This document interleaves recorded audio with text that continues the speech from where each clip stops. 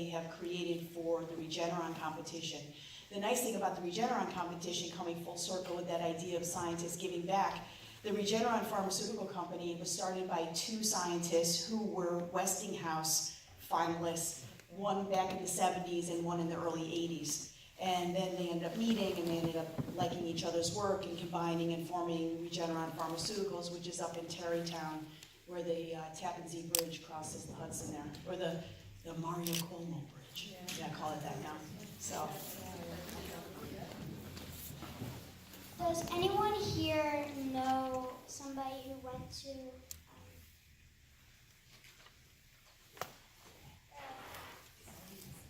science fair?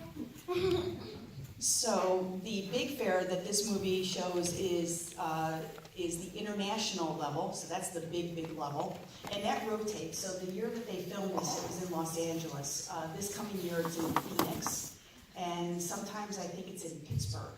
So it kind of rotates around the nation about where they're going to hold it.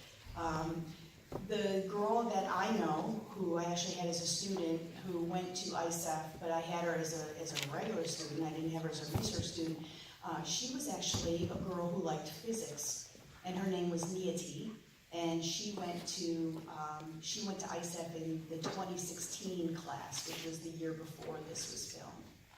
So, I will tell you, girls in the audience, and nothing against the boys, because the boys always, boys are awesome too, but I have 24 students right now in my senior class, and 3/4 of them are girls.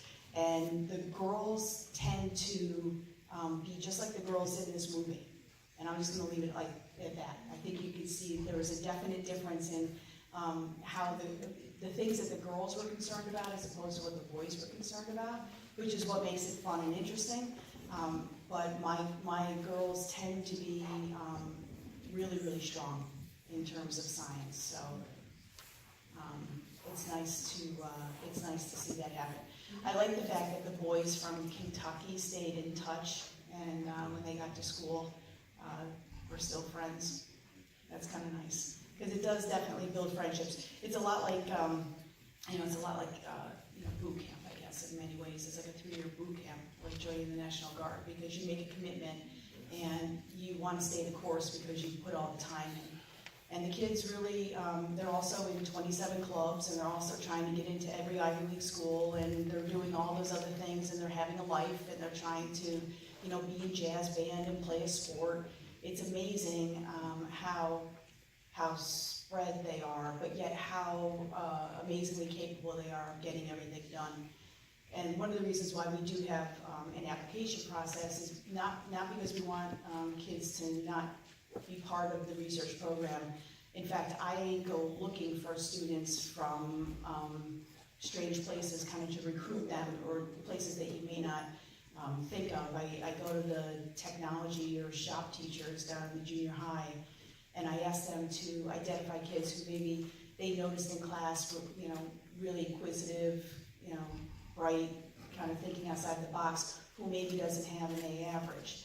There was an interesting study done, I think in 1992, the American Association for the Advancement of Science put it out, and they're the people who publish Science magazine, which is the American counterpart to Nature. Essentially, if you get your paper in science, you're doing pretty well. If you get your paper on the cover of Science, you've hit the jackpot of science. So it was published in Science, I believe in the 90s. I was in graduate school.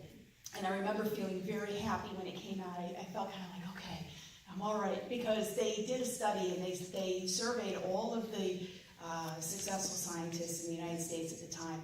And what they found was the most successful scientists were not the valedictorians of their high school class. They actually were like the next, I guess for lack of a better term, the next tier down. And it just so happened to be that, yeah, they were good students, but were they the top? Nope. These were the kids who had this stick-to-itiveness that, this ability to, keep knocking your head against the wall when something doesn't work until you get it to work. So it was a different sort of student that finds themselves in a PhD program as opposed to a different sort of professional track program. So I like to look for kids that are coming from different places. Was the science fair ever hosted out of the United States? That's a good question because it is international. I don't know. That's a really good question. I think we should, we should put in for it. When are you going to be a senior? What year? Maybe we put in for someplace really exotic. Where would you like to go? Want to go to Brazil? I don't know. I'd settle for Vancouver, someplace like that.